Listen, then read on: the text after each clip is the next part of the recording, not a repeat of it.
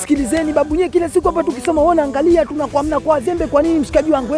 Nyie hapa tukisoma nyie mnaangalia tu. Kwambieni mchangie chochote amchangii. Kwa nini mshikaji wangu? Hivyo mnavyofanya nyie hapo ujinga kama vipi kila mtu asome kivyake, kila mtu ajue lake na lake mwanangu. Sio hivyo mnavyofanya. Hem, nisikilizeni.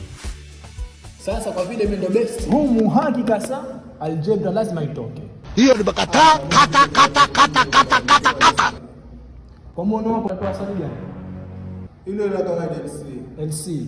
Kwa hiyo acha tuangalie LC hapa. Kama jumlisha 10 sawa sawa na 50. Kwa hiyo hii ndio jawabu ambayo sisi hapa tunatakiwa tuifazi kwenye kichwa chetu. Sijui mmenielewa? A few moments later. Wacha tuone kilichomtoa kanga mwalimu. Oh my God. Mungu nipe mkate kama ulonipa jana. Usininyime nibariki. Mtihani ni rahisi sana. Lakini nikipata maksimia, mwalimu ataona kama umekopilia. Bora nijipate 70. Muhimu tu ni pasi basi. Kwa hiyo 70 sio mbaya. Nyumbani kwetu mindo baba mindo mama. Vipi kama hili jazi langu likizama? Usiniache nalia.